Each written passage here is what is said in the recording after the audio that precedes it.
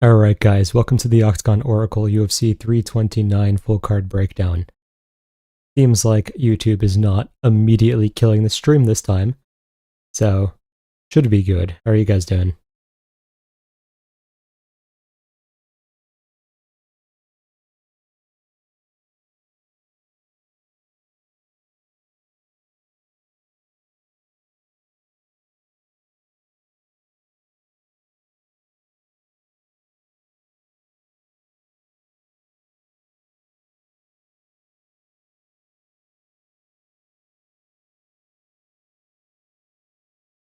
Okay, so is audio working correctly? Because even though YouTube is working, OBS gave me some random errors before that. Audio is working? Cool. Alright, nice. Alright, good to see you all here. I'll probably answer a few questions before we start this time, just because we have the time. I'll also do a quick review at the end, but I'm not going to go too in-depth on anything. I think you guys already heard me scream about the important stuff anyways on my Instagram stories. So we'll do like 3 minutes of questions. I'm just going to speed run it and then we'll get into it. What do you think of Gamrot versus Salkeld? Any early predictions? I think because it's a 5-round fight, Gamrot should take it. Salkeld seems to slow down, and even though I do actually think he will stuff Gamrot's takedowns for rounds 1 and 2, I just can't really see him doing it in rounds 3, 4, or 5. Do you think Van versus Pantoja will be on the feet better or worse than Tyra? So, I mean, the advantage that Pantoja has, of course, is that because he's so stupidly durable, he can take risks to try to land stuff. Tyra doesn't really have that option, even though he's technically speaking a cleaner striker than Pantoja. Now, that being said, I do think that Van has evolved in the stand-up even since the Pantoja fight happened. So I do think he is going to be winning on the feet. It's just a question of can he deal with the well-rounded approach? I mean, we'll have to see. I'm not confident either way. What's your thoughts on Urseg? He's okay. I think he's just one of those careers that got ruined because he got pushed way too quickly. Like, had he had a traditional come up and he had like 5 unranked fights and then started fighting ranked fighters and so on, okay, then he may have gotten pretty far. But because he got thrown from like Schnell to Pantoja and then had a better performance against Pantoja than was good for him, he just got thrown to killers, and now it just doesn't seem like he's going to be able to evolve in time. Conor said he wants to go for the 170 belt today during media thoughts. I mean, it makes sense. At his age, I don't know if he's going to be able to cut to 155 again. Who's more dirty, Shara or Musayev? And who would you rather see flatlines? I'd still say Musayev is a little more dirty, but they're both pretty bad. Would I rather see flatlines? Still Musayev, but I mean, Shara's up there. Thoughts on JPL opening plus 250? Definitely excessive. I know that Ko is very clean, but it's a very different stylistic matchup because JPL is a BJJ guy. Like, he's comfortable off of his back and getting back to the feet. It's not like Obon Elliott or something where he's going to be lost there. Thoughts on Fazeev KOing Torres as soon as he got around 1? I mean, we'll talk about that in the recap at the end, but I will say, if the fight went past round 1, like, Fazeev winning was pretty obvious, realistically speaking. What do you think of Urseg versus Van? It wouldn't be competitive. Van would knock him out within 3 minutes. Able via loophole, yeah, I'm in. Can't finish Gamrot early, you can't match Gamrot's pace and on 700. Yeah, agreed. What's good? Hey, Gilbert Nation. Can't believe the Begzad decision. That was bullshit. I agree. What's your opinion on Gable? I mean, the same as pretty much everyone else's. Will you do a fight companion anytime soon? Maybe a test for Fight Night? I need to start doing that, yeah. I probably will sometime soon. Do you think they give Conor the shot if he wins? Probably, honestly. JPL versus Ko is made with this channel in mind, I swear, valid. Durden can pace max, maybe. Morning, Oracle. Good morning, Isaiah.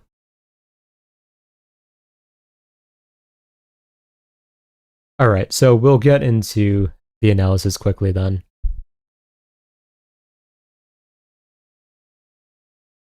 Let me get my notes open. And there's a lot of like ridiculous stuff on last card. I don't want to jump to that. We'll stay in order here, but I'll get through the. A lot of these fights aren't going to require in-depth analysis, so I think we're going to move through it pretty quickly, and then from there we'll move on to the breakdown of last week's. So starting with Alessandro Costa. Costa is. Oh, actually, let me put up a poll up first because everyone knows these fighters. I don't have to avoid that for the.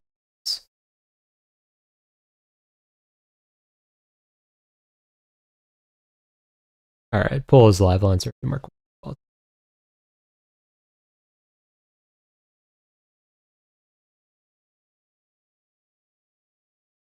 Acosta was on a 2-fight win streak. Okay, yeah, this may have not been. I may have forgotten to update my stats since Costa last fought because he had a very quick turnaround. You are correct. 86% for Costa, valid.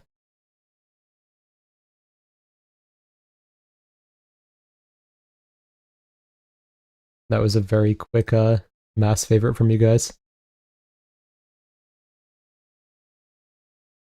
Loner versus Van. We'll get to that later. I will talk about it though. All right, everyone has the same opinion. I will close the poll there.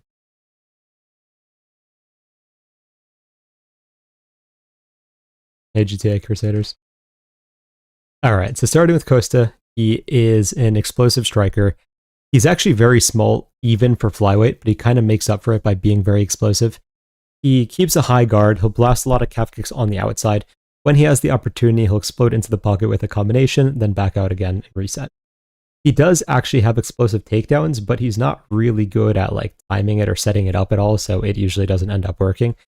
He has a pretty good sprawl, and he can jump on someone's back if they mess up. He will definitely go to that if it is free. He's not going to force it though. Moving on to Durden. Durden is a pace-oriented fighter. He's typically on the wrestling heavy side, of course, but there are some fights where he fights only with boxing. He keeps up pressure on the feet, but he doesn't really have the cleanest striking. Other than a jab, it's a lot of looping strikes that do leave a lot of openings, to be honest. His wrestling is pretty solid, but once the fight is on the ground, the problem is he can't really do much damage or find a sub, so his opponent tends to just get up, and then he needs to repeat the process over and over. His gas tank at 125 does not seem very good anymore. Now, the interesting thing is whenever he has a catchweight fight, he seems to perform very well. So I am thinking it is something to do with the weight cut and just his aging and taking more damage over time. At 125, he is also not durable whatsoever. He can get rocked by a gust of wind, and it is kind of impressive. So the fight, while quote-unquote easy to break down, in that you have to pick Costa by TKO, in my opinion. It's just weird because Durden has those performances where you're like, oh, he's kind of good. And then he just looks terrible again the next fight. I think he's going to look terrible because, again, he is cutting back down to 125 here, even though it is shorter notice, I believe.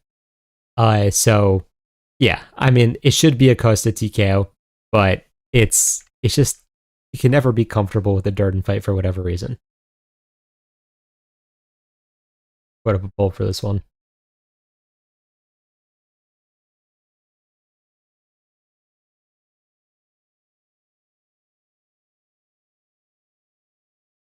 Will you discuss Wong versus Cortez? Yeah, we're going to discuss every fight. Don't worry.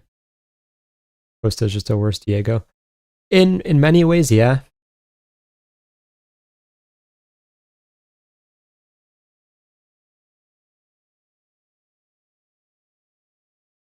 %87% for Gondra. Okay, I wasn't expecting it to be that extreme, not gonna lie.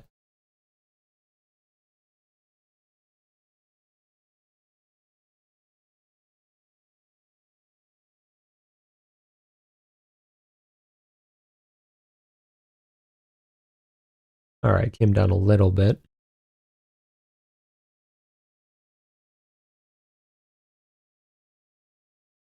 That is reset 4.44.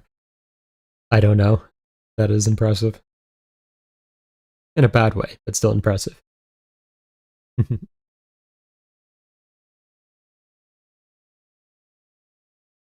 How good is the AI now? Which AI? I'll end the poll here. 100% striking defense, it's crazy. Well, I mean, that is what happens when you fight Medina. The algorithm? Oh, we'll get to that in the break between prelims and main card, but don't worry, we'll talk about it. So, starting with Gondra. Gondra is a patient counter striker, despite the fact that he is actually a power puncher. He tends to wait for openings and then just unload with a combination of hooks. When he's on the outside, he mostly just waits, but occasionally he'll throw some teeps and calf kicks and such. When he enters, it's just he'll throw a flurry and then he'll reset if his opponent isn't hurt. He'll just keep throwing if they are hurt. In the pocket, he is very open because he will just enter without like any real guard, any real head movement, etc. But it's obviously intimidating to counter him because he's trying to take your head off. He definitely can be taken down, but he is pretty good at getting back to his feet. Reese is kind of a glass cannon type of fighter. He throws a lot of kicks on the outside with full power. He enters with 1-2, sometimes uppercuts, but he can overextend on it a bit. He actually does have reasonable takedowns, but he gets taken down very easily himself, and he will love to play like BJJ games for no reason. And then because of that, he'll just give up positions and just get smashed. The biggest problem is the defensive wrestling, in my opinion, because even against lower level fighters, he is getting taken down and held down. And like that's just not the best sign whenever you're getting a step up in competition. Now, that being said, I don't think Gondra is going to wrestle him here, so it's not going to be as relevant. Now, this is one of those fights that really could go either way because all Reese has to do is stop being an idiot and just keep spamming teeps to the face and throw the 1-2 down the center repetitively. But he loves to deviate and be like, oh, I'm just going to try to wing wild hooks at your face or like stick with the uppercut for some reason instead of just sticking with his basics. And because of that, I have to lean towards Reese overextending and then getting countered and put out because he just continues to do it despite the fact that he has a ton of potential. And if he decided to have any semblance of fight IQ whatsoever, he would, honestly speaking, be like top 5, potentially even top 3 level. So, yeah, I don't even know what to say about that. But yeah, anyway, so Gondra by TKO is the pick if I did not make it clear. Moving on to Basharad versus Garza. So I'm not going to put up a poll for this one. I also can't break this one down that easily. I didn't get the chance to do that much tape on Garza, or however you say his name. I am still going to pick, just for the record, Basharad by submission. I just don't think Garza is ready here. Best of luck to him if he pulls the upset fair enough. That is how some of these stories are made. But I think he's just a little bit too green. And Basharad, despite him not being the most like flashy fighter, is a lot more technically proficient than people want to make him out to be.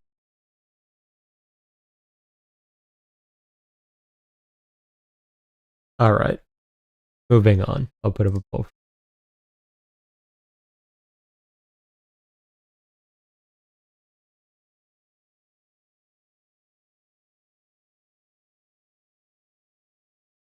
Reese needs to take the limitless pill. Valid. Top 3 is somewhat wild. I mean, he has one-shot knockout power. He has submissions. He has a ton of length. He's actually pretty fast.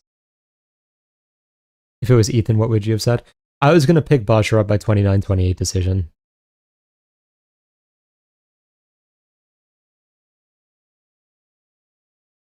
Say his full name.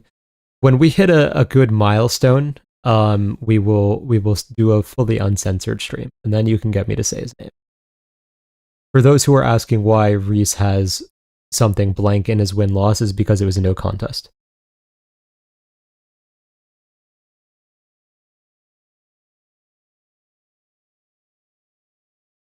%92 for Damien, okay.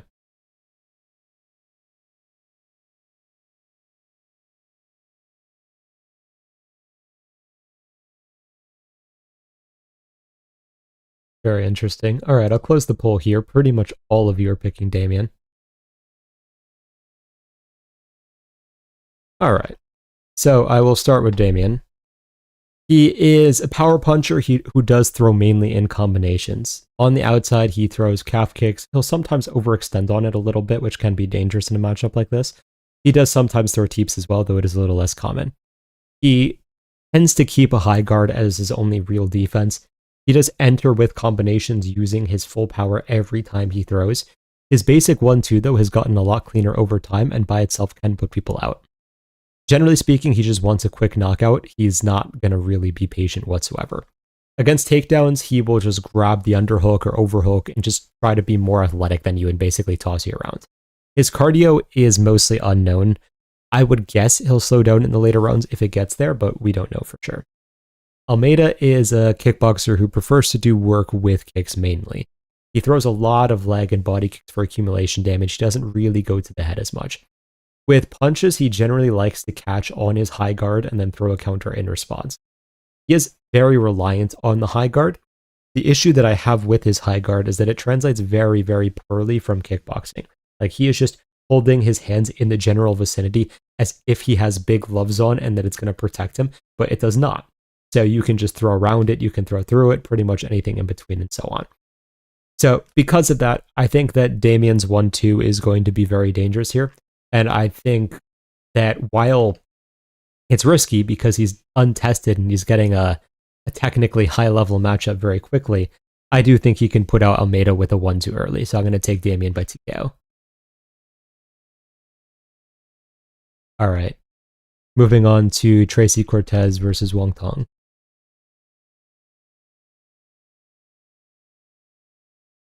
Putting a poll for this up now.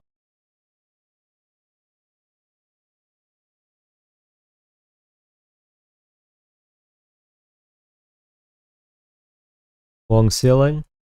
I mean, ceiling is hard to say in the sense that she's not young. If she was young, this would be a very different story. But like, what she's at now, she's not going to improve too substantially from here, in my opinion.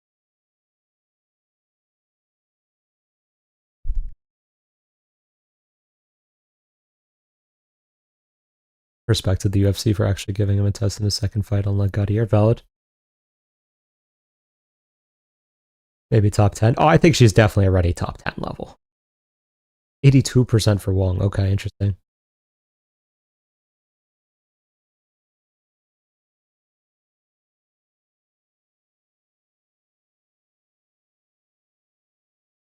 All right, I'll end the poll here at 78% for Wong. So starting with Cortez, actually. Cortez is generally speaking a wrestler with decent boxing. She'll try to catch kicks to go for takedowns from there. If she gets the fight to the ground, she will chase subs and go for the back. She's generally just looking for damage on top, though, and over time, she has gotten better at staying active and not just holding control. On the feet, it is mainly straight punches and calf kicks. She throws a fair number of jabs and has gotten increasingly better at it. She will feint takedowns into throwing her cross, which is something that was more effective in her last fight, even if she did ultimately lose. She will just shoot at distance and try to bull you to the fence and try to get a takedown if she isn't having success otherwise, which can be mixed in terms of how well it works for her or not. The biggest issue is that her movement can lag behind a bit. So against fighters who have better movement, like a Rose Namajunas, she kind of just seems lost. Moving on to Wong. Wong is a high-level kickboxer. Obviously, every time we bring her up, it is going to be she beat Valentina, blah, blah, blah, all that stuff. She throws a lot of calf kicks on the outside. She'll enter the pocket in a variety of ways. She'll use 1-2s, hooks. Her biggest strength, she doesn't really have patterns. Like, it's very hard to predict how she's going to enter. One thing she really does like doing, though, is pull counter after entering with a 1-2. You don't know when she's going to enter with a 1-2, but if she does, you can be fairly confident that she will look to pull counter. She has very high-level footwork, unlike Cortez. Now, obviously, Wong's last fight makes a prediction here slightly unnerving. And that is, of course, because the math of, okay, if you can get taken down that many times by Mora, is a better wrestler in Cortez going to pose a problem? It is possible. What I will say, though, is that Wong missed weight for that fight, and I believe it was the first time she did so in her entire career. It really felt like something went wrong in the camp for that fight. So I do think her takedown defense is going to be better here, and I do think her cardio is going to be better here. Because of that, I think the footwork advantage is what's going to create the separation here. I don't think that Cortez is going to find it easy to shoot on Wong because she's just going to be behind in movement the entire fight. And because of that, she's probably just going to get pieced up. So I'm going to take Wong by decision here, but we'll see if the takedown defense issues against Mora were actually a one-off or not.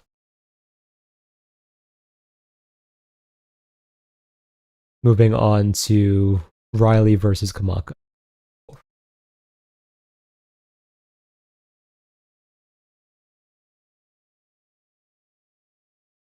Tracy Via cutting her hair in weights.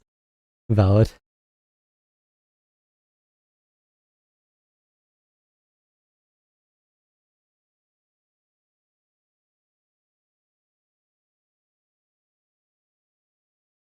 Tracy Via breakup depression. Oh god. Cortez is better than people pretend. Cortez is not a bad fighter by any means. Like, she's relatively well-rounded, and I mean, like, her win over Jasmine aged quite well, even if, of course, Jasmine lost later. So, I would not be shocked if she won. I just do think that the footwork is going to start catching up for her against a higher level kickboxer. All right, we have 83% for Riley.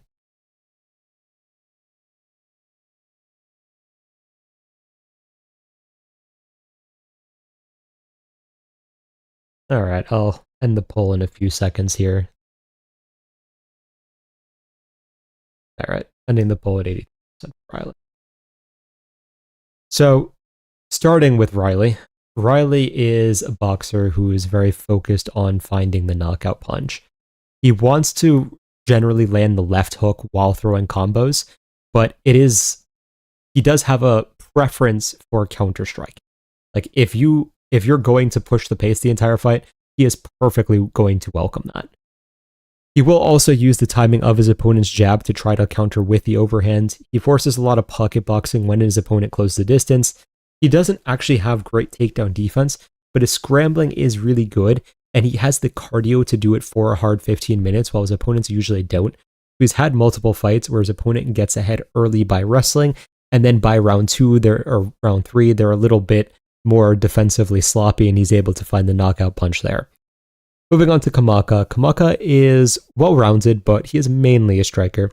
He uses a lot of kicks. He will start with the calf kick, then go to the body, and then eventually the head. He kicks with both legs so that he can target any area he's looking to. He mainly throws in combinations, and he will put the calf kick at the end of combos, which is definitely a style that can mess with people. He is quite durable, but his defense leaves a little bit to be desired because he will do things like backing up in a straight line with his hands down, and it's just not ideal to watch. Now, a lot of people are wondering if Riley is overrated here, and I think the Aswell fight is what is making people what makes people hesitate here. There we go. Because of the fact that Aswell performed terribly against Bolaños right after. However, I do think that Riley makes a lot of improvements fight to fight, while Kamaka has kind of peaked. So while Kamaka is definitely a good stylistic test for Riley, I do think Riley's faster, I think Riley hits harder, I think Riley's a cleaner boxer, though I do think Kamaka has the better kicks. And I just don't think that Kamaka can afford to make the mistakes that he usually does. Because if he gets hit clean by Riley, even though he is pretty durable, I don't think he's going to take that for long. So Riley is the type of fighter who gets very upset if he does not get the finish. And I think that it's a motivation that most fighters do not have. So I think he is going to get this finish, so I'm going with Riley by TKO. All right. Moving on to Cody Garbrandt versus Adrian Yanez.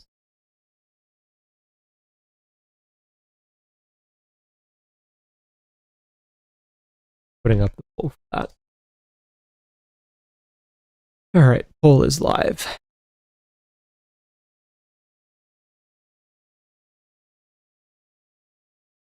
Would do Bronx demolish Gaethje again? Probably. Kamaka is just featherweight Brad Tavares? Basically, yeah. Kai getting fed? Yeah, basically. What do you think Luke is lacking? That's an interesting question. I'd have to watch his tape further to give you a great answer there. But there is definitely something that feels like it is lacking, so I agree with that, like, instinct. Do you think that's a good mindset? Yes, I do. I think that you can never be satisfied with your performance. If you're satisfied with your performance, you will not improve as much as you should.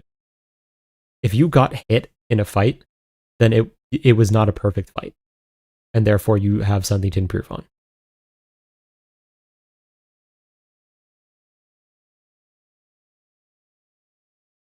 Garbrandt has a sick eye tattoo, so no one ever felt. Someone picked Garbrandt? Yeah, 20% of people are picking Garbrandt, I guess. Like, this will be a brawl and Yanez scares me. Fair. Worst tattoo on the current roster. Fair. We have 76% for Yanez right now.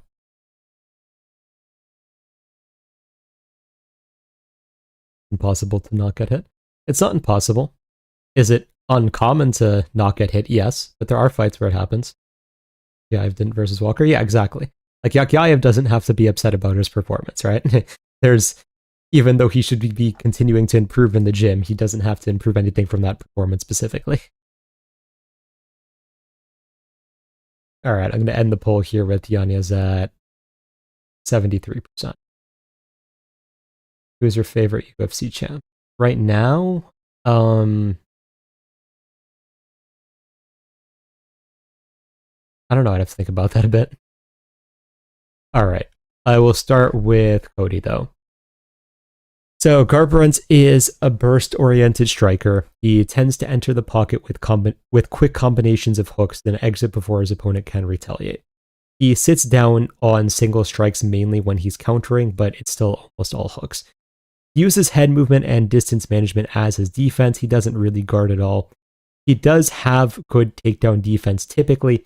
He was having the whole vertigo issue, which led to it being not as good in the Figgy fight, but it does seem on average to be quite good. He does also have good offensive takedowns, but doesn't really use them often. Recently, his cardio has not looked spectacular, which is surprising, but he's definitely had a degradation in his skill set. Yanez is basically a pure boxer in MMA. While he can engage, he generally wants you to throw first that he could try to counter. If he is engaging, he'll often start with a double jab or something similar, then just close the distance quickly. Because he stands so straight up, he can definitely be prone to calf kicks and quick takedowns. He also has like a weird defensive issue where he doesn't set up or exit properly. So even though his boxing is technically clean, he will just get clipped for no reason in a lot of fights. Like the Rob Font fight and the Daniel Marcos fight, he did not need to get hit nearly as much as he did. And if he just improved like his setups and his exits, it feels like he would go a lot further in the division. Now, I don't know for those of you who remember this. After last Cody's fight, I said I can never pick Cody to win a fight again. And I'm going to stand by that, right? On paper, this is a good matchup for Cody because Yanez doesn't exit properly. He doesn't set up properly. If Cody just exploded in with his hook combinations, he could probably catch and put away Yanez.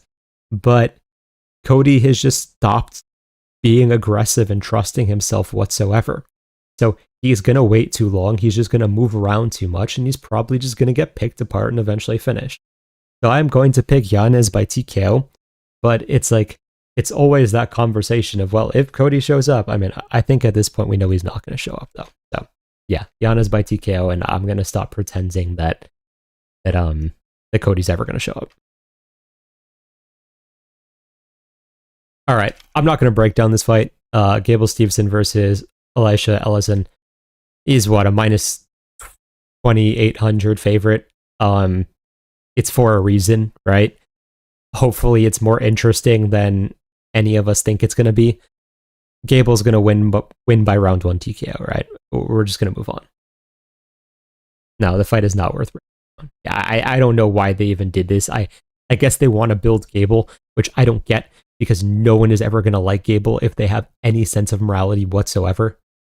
But yeah, I don't think anyone needs convincing. So best of luck to Ellison. If he pulls off a miracle, I don't think anyone's going to complain.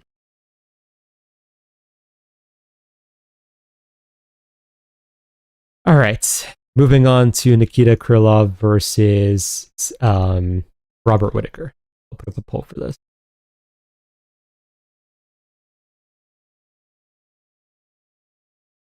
Poll is live.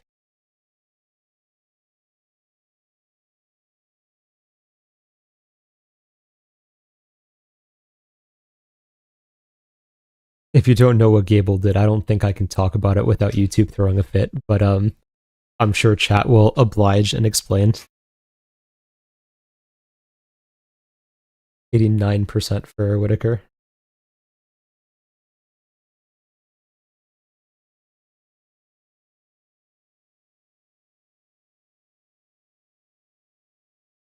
Wow, okay, this is a lot more confidence in Whittaker than I expected.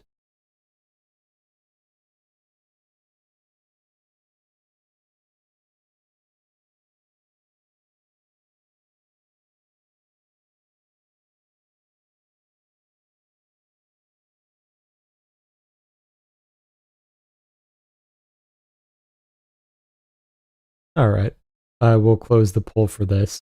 A lot of confidence in Whittaker for you guys. All right.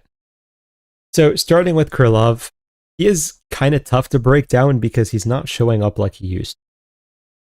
At one point, I would have compared him to a heavier Tony Ferguson. He was dangerous from all positions and just maintained a crazy pace throughout the fight. His defense was always a little bit lacking because when he enters like with his chin up and just kind of jumps in without any real setup. Like he doesn't even like move his head off the center line or anything like that. He just goes straight in. He does leave his chin in the air even when he is backing up as well, but he does have better movement on the back foot, so it's a little bit cleaner. He does have crazy cardio, and he can chain wrestle hard the entire fight if he needs to. His kicks on the outside are probably his best attribute because of his Kyokushin background, so he will spam those constantly. He doesn't seem to trust himself to use his pace anymore.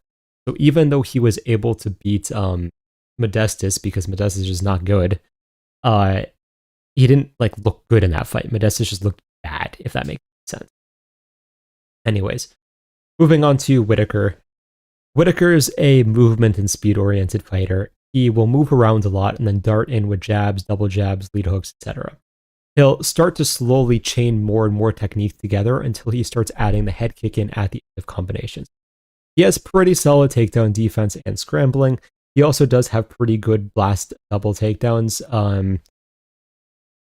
He can work to the back pretty quickly, but he doesn't really have a submission threat from there. So at best, he's holding position. Because he's so dependent on blitzing in, it has created patterns that over time opponents have picked up on and started to punish. So one thing you could do is if you can switch to southpaw and just spam the jab, he will probably blitz into it and basically knock himself out. Like, he seemingly has not figured out a way around this. Now,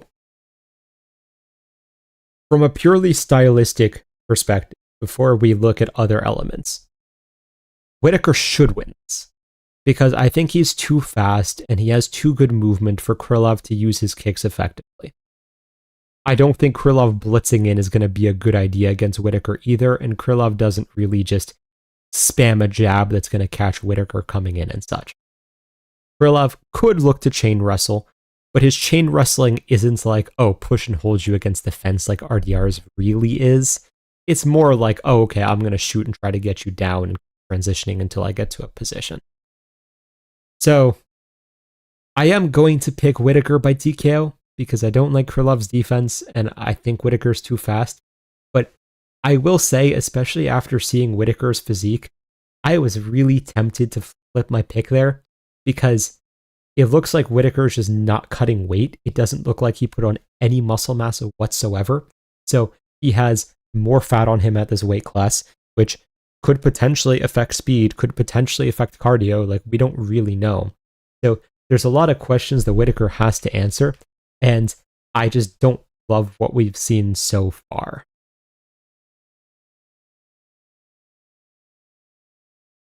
All right. So now for those of you who were asking about the algorithm, these are the results from last week. I did also post it on Instagram. I know some of you guys don't check that though. The new algorithm has been doing ridiculously well. As you guys see, I still left the slip from 2 weeks ago on the right side as well, then from the previous week on the left side. Yeah, I mean, I did not think that the Camilo pick was logical, even though I could see it being possible, but it definitely outsmarted me there. And Strat 4 has been, even from Strategy 3, has been a massive improvement. And so far has been absolutely killing it. So you guys know the pitch. Most of you hear it every week when you're here, and I always appreciate you guys being here. But if you want access to, in my opinion, the best tools in the MMA space to make you a better, and of course, my deeper analysis and percentages of people winning and such, sign up. Link is in the description here. Always feel free to DM me with questions on Instagram, all of that stuff.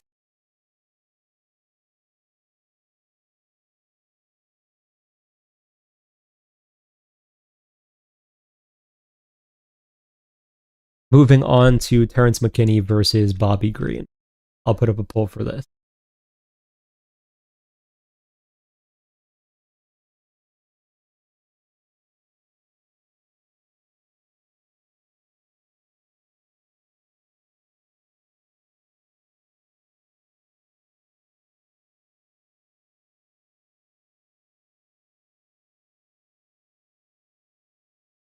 $55% for McKinney.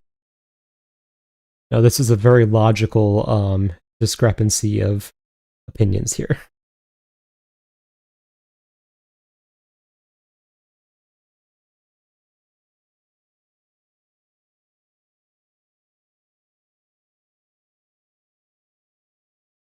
I swear if Bobby is taunting with his hands down the first minute of a McKinney fight, that would be funny.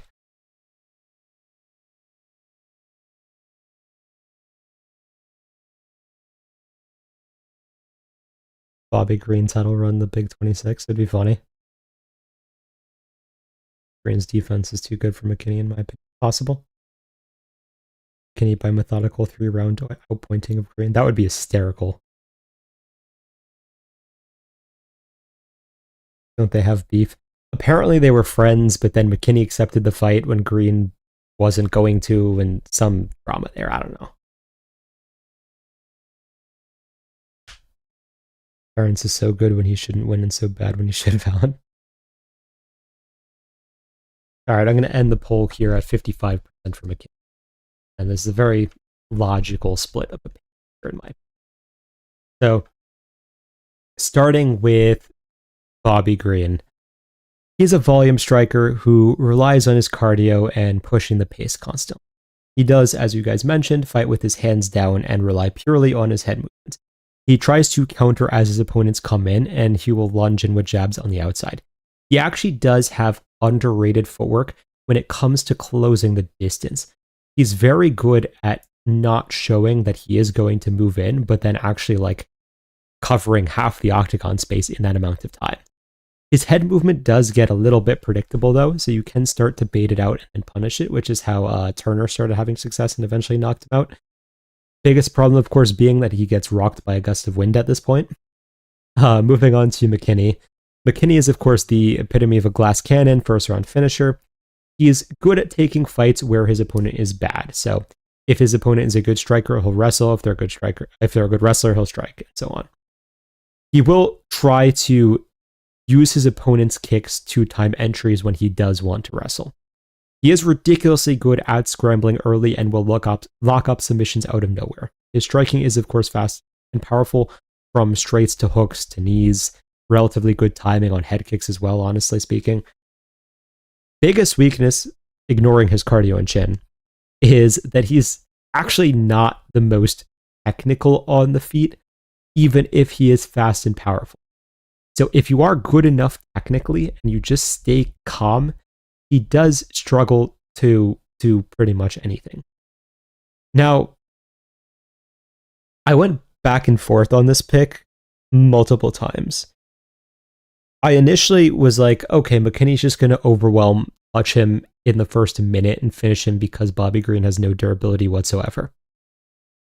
Then I was thinking, well, if you look at the Bonfim fight, whenever McKinney is fighting someone who like is technical, he just doesn't have anything. Like someone like Kyle Nelson's just not at all a top. I don't even think he's a UFC level fighter in all honesty, right? Then like I don't think that win means much. The Borshev fight, fine, but like Borshev doesn't really have the best wrestling. We've known that. So I'm still going to very, very mildly lean towards McKinney by TKO because I still just feel like he's going to be too fast for Bobby early, and Bobby just fights so arrogantly, and I can't see him changing his style even for a first round McKinney. But I could also see like Bobby just having a masterclass of a performance because McKinney is really not technically good and just doesn't improve at all, even though he has astronomical potential. So this is just a coin flip fight in my opinion, but I'm going to pick, officially speaking, McKinney by TKO. All right, moving on to Royval versus Loney Kavanaugh.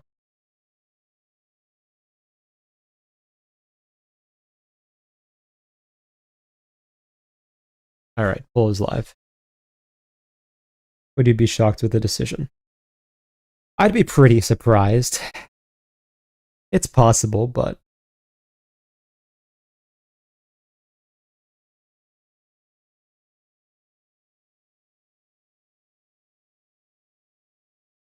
Royval, my sweetheart, the king of the wolves ballad. Kavanaugh glaze incoming, perhaps. 80-ish% for Kavanaugh so far.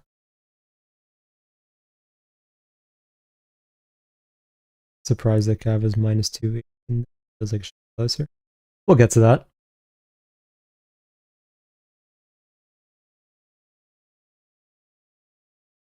Loney, pound for pound fastest in the UFC. He's up there. He is definitely up there. I don't know if he's the fastest, but I wouldn't be shocked if he was.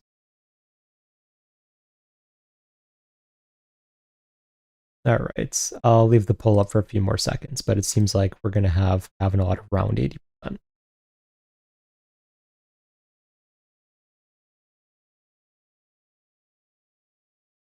All right, closing the poll now.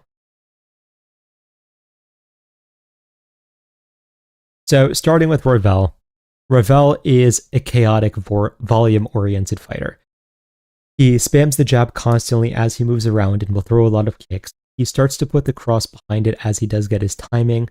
He is at his best in chaotic exchanges when he can throw spinning stuff, flying knees, like just basically anything you're not going to be able to deal with in a traditional manner. He does have good submissions, but he doesn't have offensive wrestling, so he can't really set it up. His defense is, to say the least, anticlimactic because he abuses his length to no end. Like, he just, when he enters, he is prone to being countered every single time. Moving on to Kavanaugh. Kavanaugh is a fast-handed, explosive striker. He throws a lot of calf kicks at distance. If you switch stances, he'll go to the body kick. He focuses a lot on countering with the check left hook as his opponent comes in. When he enters, it's usually with the fast 1-2. Sometimes he will 1-2, pull counter, 1-2, and then pull counter 1-2 again. He had like a highlight reel knockout doing that, which was very impressive. Generally speaking, he is very explosive, so he can mix stuff up. He does have reasonable takedowns, but we did see in the Charles Johnson fight that it does seem to gas him if he goes to the wrestling too much, so it can be a little bit of a risk. He does have very good takedown defense fundamentals, so I don't really expect wrestling to be a factor in this fight for Royval at least. Now, I don't know if I'm not seeing something, because this is one of these fights where I don't know what people think is Royval's path to victory. Royval is the worst striker. Royval is the worst wrestler. Royval's the better grappler for sure, but he's not going to be able to get the fight on the ground unless like Kavanaugh does something stupid. So are we just relying on Kavanaugh gassing out by Royval just throwing jabs at him for 15 minutes? Like, I know that Royval technically keeps a high pace, but most of it is jabs. So I just don't think that Royval evolved as much as he needed to as a fighter. And while he can be a problem for undeveloped fighters for sure, I feel like he's just going to get knocked out very easily here because his defense sucks. So we'll see what happens. Obviously, Kavanaugh could make a mistake. We saw him make an excessive number of mistakes against Charles Johnson, but I do think he learned his lesson. But yeah, no, I think that Kavanaugh is going to absolutely run through him and highlight real flatline Royval within a round. So yeah, Kavanaugh by knockout.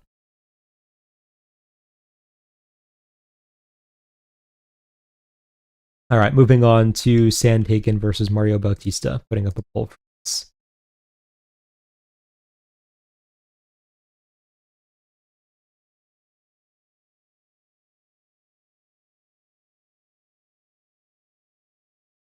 Welcome, Ilya.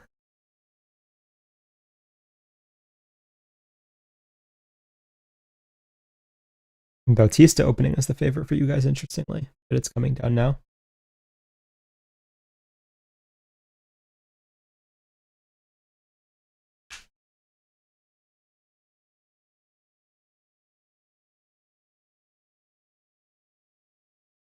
Okay, Sandhagen is now the slight favorite with you guys, but you're very 50-50 in it.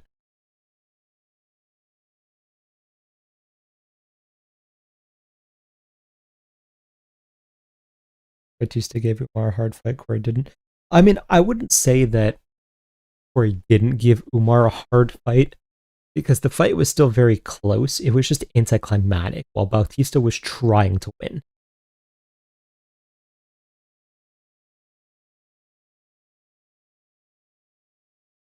Sandhagen is suing.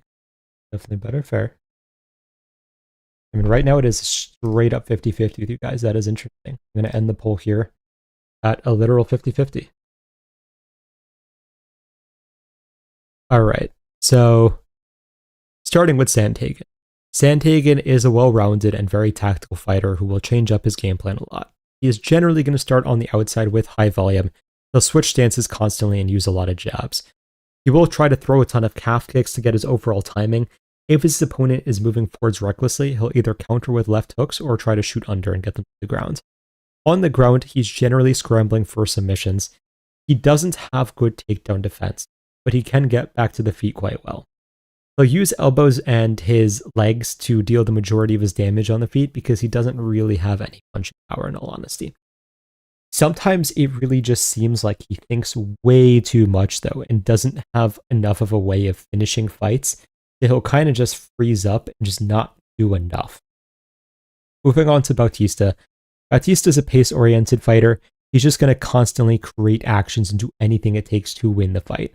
He'll throw a lot of body kicks to help fatigue his opponents. He doesn't really have the most power on the feet, but he has actually developed solid footwork and fundamentals with his boxing, which is interesting because it used to be his weakest point. Wrestling-wise, he is mainly focused on double legs, but he has definitely introduced body lock takedowns more so, and we did see it in his last fight. On the grounds, he is constantly hunting for submissions to the point that he will be okay with losing position at times. As I did say, in the past, his style was very cartoonish, but he reined it in and has improved so significantly that it genuinely does not resemble who he was earlier on in his career. The easiest way, though, to beat him is just be much better in a specific category because he's such a jack of all trades. Now, in my opinion, this is kind of a mirror matchup, and that is somewhat reflected by you guys having it as a 50-50. Because both of these guys don't really have much finishing potential on the feet, but are fairly technical. Corey is more focused on, say, the footwork. Bautista's a little bit more focused on the wrestling, but Corey's a volume guy, Bautista's a pace guy. Like, similar phenotypes, even if they express it very differently. So, it's one of those fights you definitely could see going either way. Now, what I will say is I think that Corey is a better fighter. I think he's just technique-wise a little bit cleaner. I think the footwork, again, is a pretty big difference and so on. However, I think that Bautista just has a much better mentality. I think Bautista evolves much more from fight to fight. Bautista's always looking to finish the fight if he can. And if he can't, and if he's in a fight that is going badly for him, he will just do stuff. And he will just keep trying things until he finds a way to win, if possible. Obviously, in the Umar fight, he couldn't quite pull it off. But he's not going to do what Corey did and just fall behind because of the fact that he just freezes up, right? Like, Bautista is the opposite mentality-wise as Corey is. Because of that, I'm going to lean towards Bautista decision here. I think that Bautista is just going to do what it takes to win, maybe eke out a close round. Maybe he's just going to shoot enough takedowns to the point that, like, while Sandhagen is getting up fairly easily, it's just the visual of the fight is Sandhagen getting taken down constantly. Like, I could see a fight where that happens and Bautista just wins a decision off of that. So I am expecting this to be fairly close. I would be kind of surprised if either fighter, like, got a finish or won by blowout here. But yeah, I'm just going to lean towards Bautista decision and kind of trust his progression.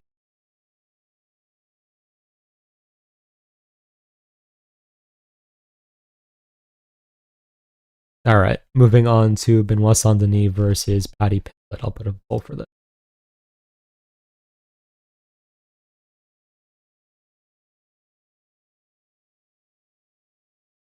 Audio went out for a second. Did you guys miss something specific?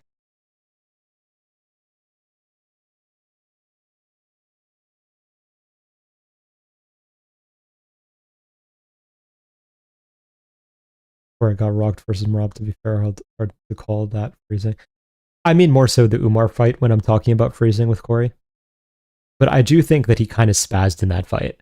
Like, he lost focus of the obvious danger in front of him. How did you have Corey versus Merab scored? First watch, I had draw. Second watch, I had Merab. I had draw when I watched it the first time. I didn't really try to score when I was rewatching. I was just rewatching for technique, but I'm not positive if I would see anything different on a rewatch. 67% for BSD so far. Audio is good, but went out during the quarterfinals. So I got it. My concern is Scousers can't get KO'd in Frenchies with staff and deathcast. Oh, so BSD did talk about the quote-unquote staff, and he did, like, pretty vehemently say it's not staff. Obviously, he could be lying, so who knows, but he did say that at least. Are you a fan of the Cage Warriors style of fighter? They all seem so similar. It is entertaining as a style, but they don't seem to have the most success now, honestly. It's actually insane that BSD and Paddy in top 5, considering how sloppy and Paddy are in the feet fair. Love it's at Southpaw that was giving Paddy trouble on the feet fair. Right now, 66% for BSD still.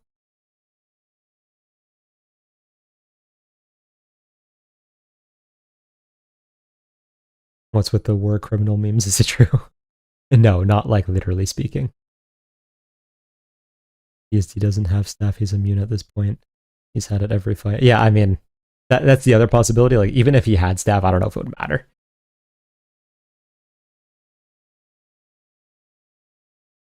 All right, I'll end the poll at 64% for BSD. So starting with Paddy. Paddy is, of course, a high-level grappler, but he doesn't really have any wrestling, so he doesn't use it most of the time. He throws a lot of calf kicks on the outside to get his opponent to engage recklessly. When he throws calf kicks, he will lift his chin straight up in the air and open for overhands. He's adjusted to not really taking any risks. He'll wait for his opponent to come forwards and make mistakes and then try to pick at them where they're weak. If he does strike while going forwards, it's a lot of blitzes that aren't really at all technical, in all honesty, but he's reduced it so significantly that it's hard to even say, like, if he's capable of doing it at this level. BSD is a pace-oriented fighter who really needs to be in control of the position of the fight.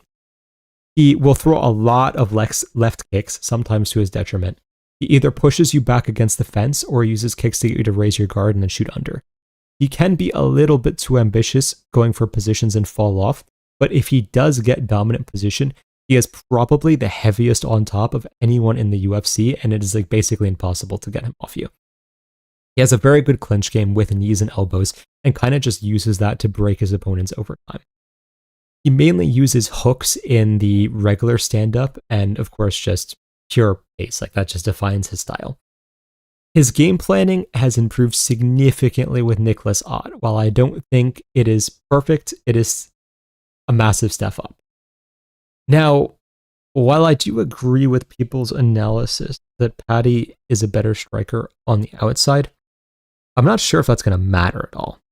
Because I don't think that Paddy is going to be blitzing against BSD because that's a good way to give up takedowns.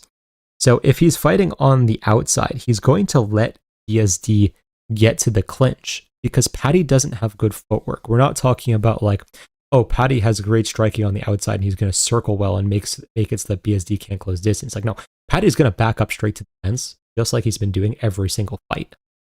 And if he backs up straight to the fence and gives BSD the tie clinch, I think Paddy's just going to get torn up with elbows. Now, Paddy does have a lot of submissions that discourage people from going for takedowns against the fence. He has this very weird rear naked choke setup where he almost like sets it up like it's a darce and then transitions to the back from there. I don't know if it has a name. I'm not familiar with the technique, but it is very interesting to watch. So I don't think that BSD can necessarily go for like the traditional double leg takedowns because yeah, Paddy can jump on the guillotine. He could jump on his weird rear naked choke setup and so on. But if he just sticks to spamming elbows against the fence and then like going for his body lock takedowns and such, Paddy has terrible takedown defense.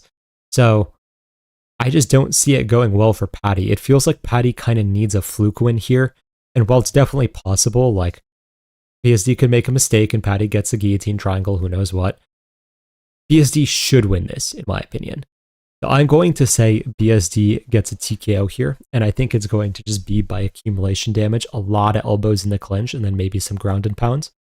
But it could also be a decision, because I could see a world where he could control the position, but can't really establish dominant position long enough to find a finish. All right, moving on to the main event. Conor McGregor versus Max Holloway. I'll put up a poll.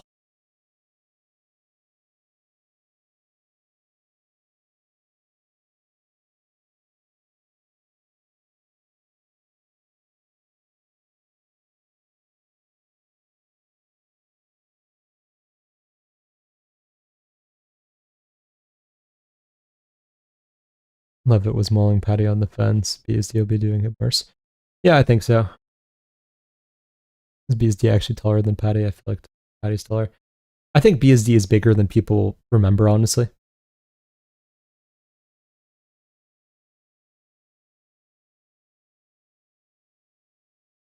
BSD actually can adjust his takedowns when facing danger doing double legs. And they did body lock too. Yeah, exactly. I legit think we'll see like a 30-24. That's possible as well. Paddy should replicate what Money Makano did to BSD. I mean, should, but doesn't have the skill set to do so because Paddy doesn't really have like body lock takedowns and such. Low-key Paddy's flying triangle with his back against the fence is a little live. Kind of, but if he goes for it, he better get it. Because if he fails, he's going to get smashed. Am I insane for thinking BSD would have won the Moicano fight if there was no doctor stoppage? I mean, it's very possible because BSD won round 2.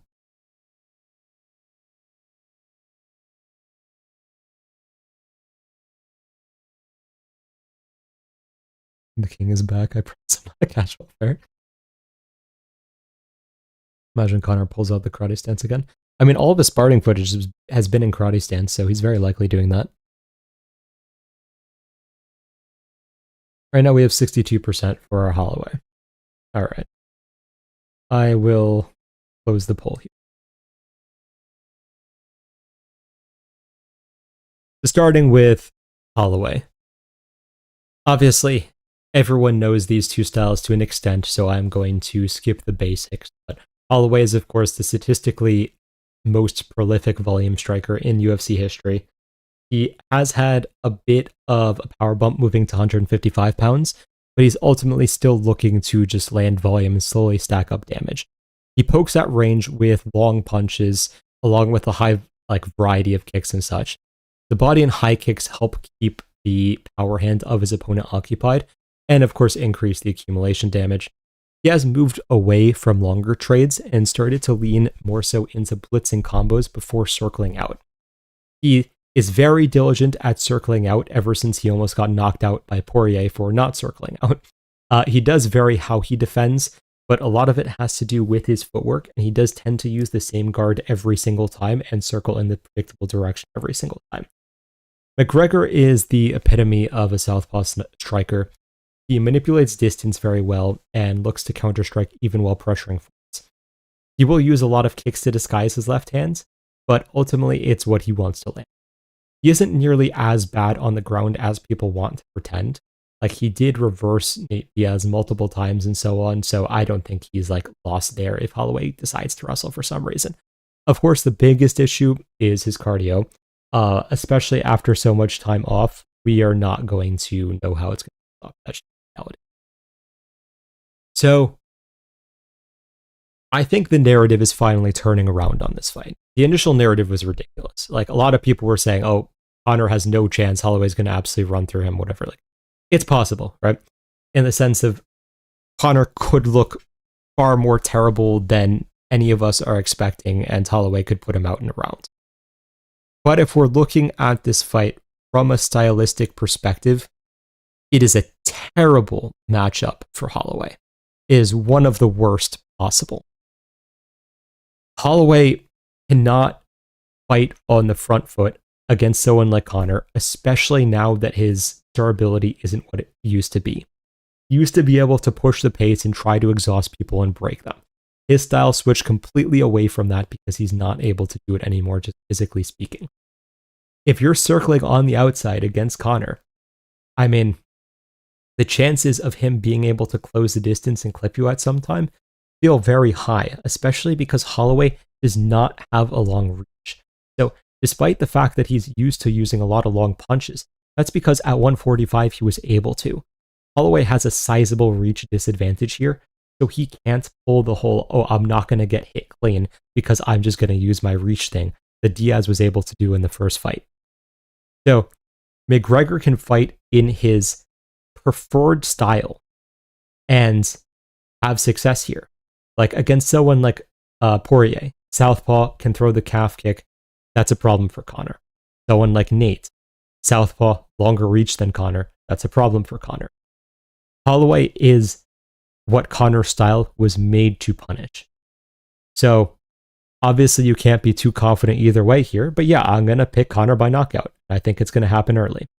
I think that Holloway really has to focus on dragging this fight late if he is going to win, and I don't think he's capable because he gets hit a lot.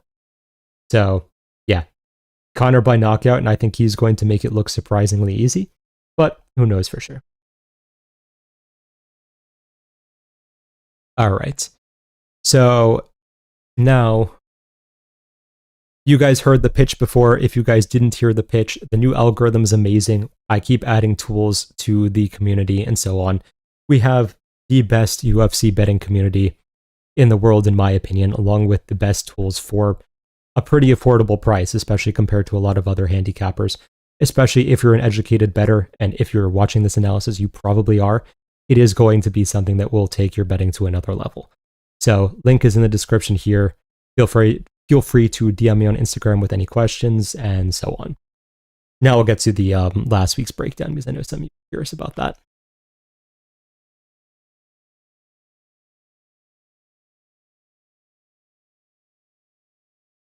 Okay, so Tahir Abdullayev versus Jefferson Nascimento was I'm going to say it felt like rigged officiating, right? Nascimento wasn't stalling, he was just striking on the outside, and they kept like telling him you can't back up. And then they stop the fight the moment he's taking damage, even though he was perfectly fine. So that was definitely like okay, they were forcing the hometown guy to win, even though he absolutely sucks.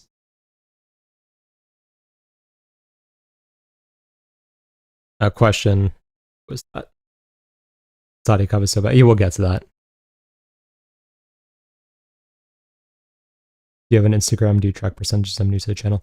Yes, I do have an Instagram. It's under the same name. You can DM me there if you have any questions. You can also ask the chat questions. I'm going to finish the breakdown, but most of them know the answers to this as well. Can't believe I hit that layman. Was crazy. Oh, thanks to the Discord. Appreciate you. And yeah, that was crazy to watch as well. All right, moving on to Matsumoto versus Bekzat. Yeah, Bekzat won. Like, that's all I'm going to say. I didn't think this was particularly, like, close. Bekzat obviously won round 1, and somehow a judge gave Matsumoto round 1. And Bekzat won round 3 as well. Like, I know that Matsumoto was technically slightly up on the volume in round 3. But the reality is Bekzat was hitting him harder every single time he landed.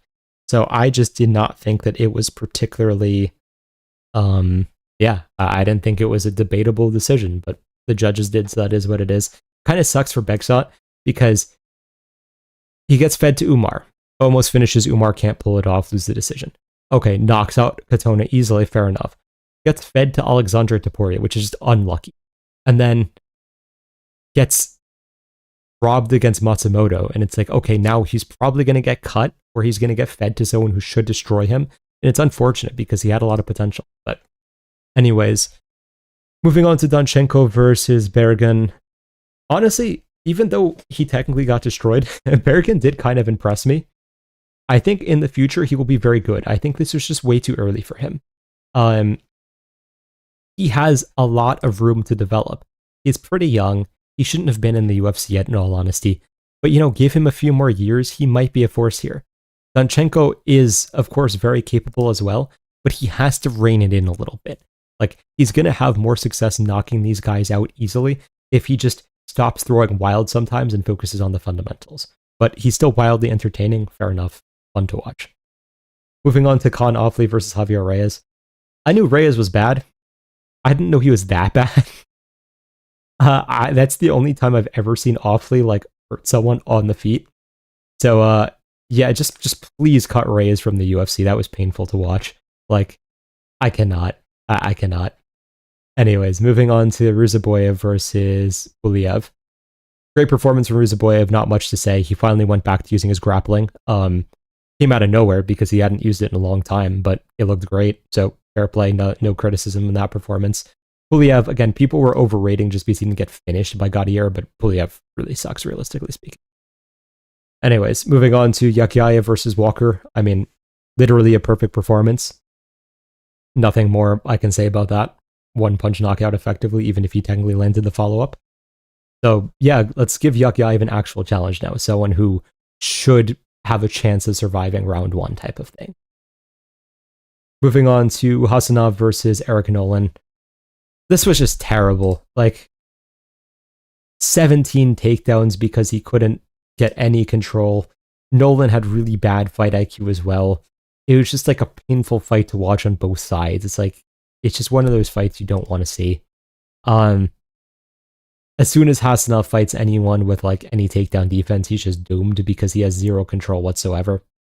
Yeah, I mean, Nolan could have finished him in like rounds 2 or 3 if he made better decisions, but he did not, so that is what it is. Moving on to Abus Magomedov versus Mikhail Olazejchuk. Mikhail, I actually did not expect Mikhail to get dropped. That's why I was picking Abus' decision. I knew Abus was going to be better the entire fight. I think that's the first time Mikhail has been like actually dropped, right? Or did he get dropped and just wasn't finished in the past? Yeah. That's the first time, per the stats, that Mikhail has ever gotten dropped. He's gotten rocked before, but he's never gotten dropped. So that was surprising to me. Maybe Abus has more power than I've given him credit for, but hasn't felt like that before. I don't know. But, I mean, good performance from Abus. Mikhail is just not he's just not that level, unfortunately. He's entertaining, but he's always going to be like an unranked, fun type of fighter type of thing. All right. Ikram versus Bruno, which is so disappointing because Ikram could have finished him like 3 times if he just committed to it. Ikram is like kind of good, but not, if that makes any sense. He has the ability to be good, but he makes bad decisions. His cardio isn't spectacular and so on. So he's just very limited to not being what he could be, which is frustrating to watch. All right.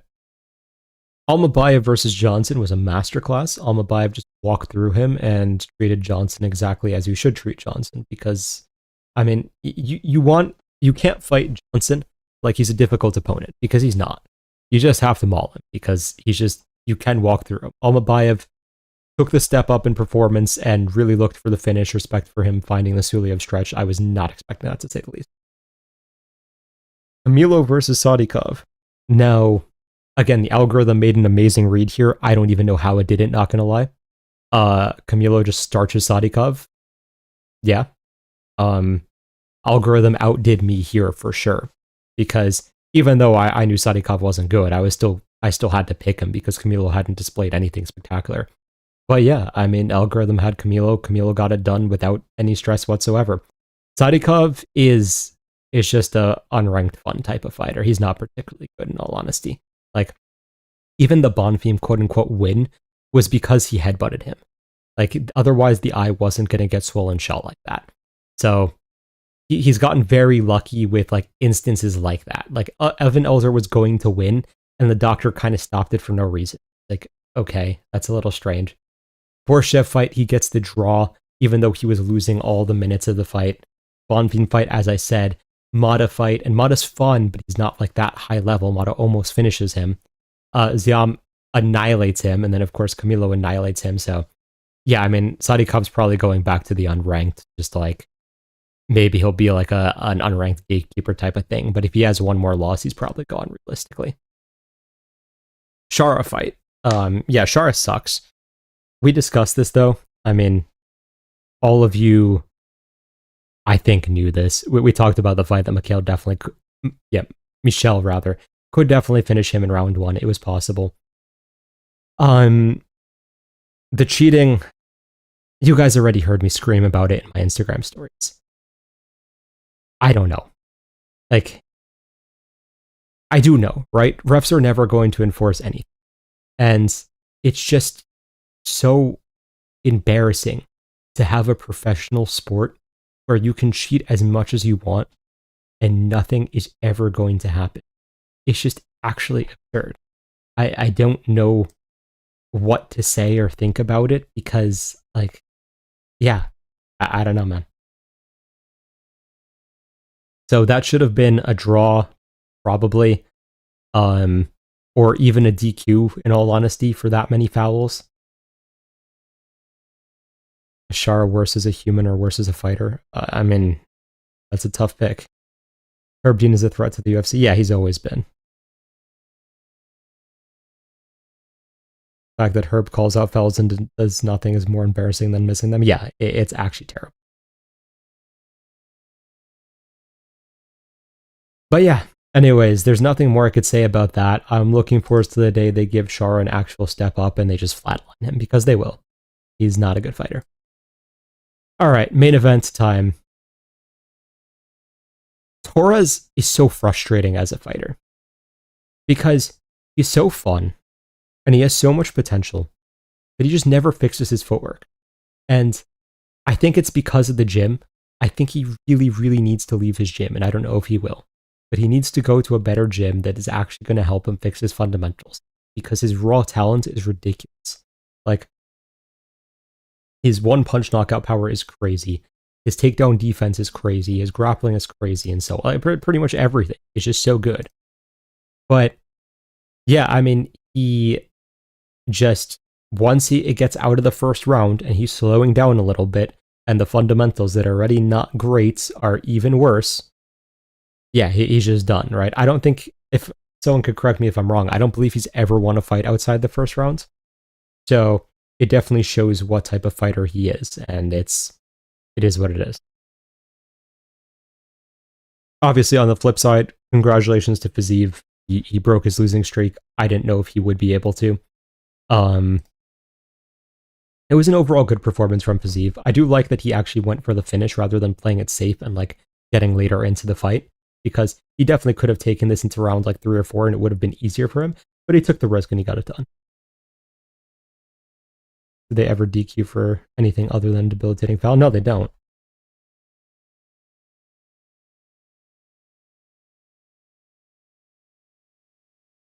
Imagine Torres at Trevor Whitman's gym. I mean, I'd rather him at like Extreme Couture. That's an Alexandra Topuria fighting Barcelos in October, Abu Dhabi. They're finally just getting rid of Barcelos.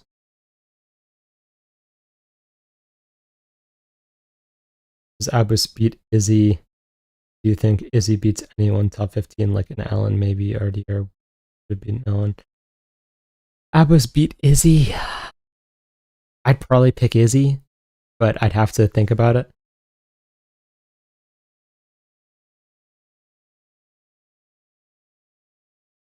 Izzy beat... I don't think Izzy beats Allen, to be honest, now.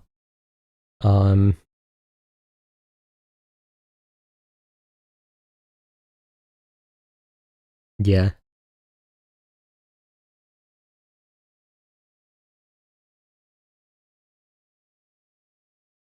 Herb would give a warning if someone had a gun in the cage. Yeah, pretty much.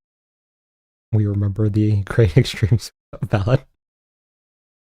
I don't know if I can ever trust Izzy to win a fight against someone with finishing ability. That's kind of fair.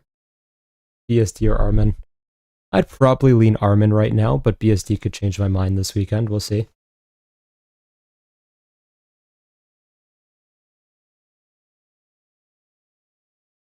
What's your thoughts on Chanko's opponents? He looks good to me. I haven't gotten a chance to look at his tape yet, so I kind of need to before I say too much there. All right, we're probably going to wrap this up here, though. I appreciate you all coming here. If you guys have not joined the betting service, link is in the description here. Again, we've had some crazy weeks in a row, and I think it's only going to get better from here. So feel free to DM me with questions. I hope everyone has a good night and enjoy this event if you're watching, and I will see you guys next time. Have a good one, everyone.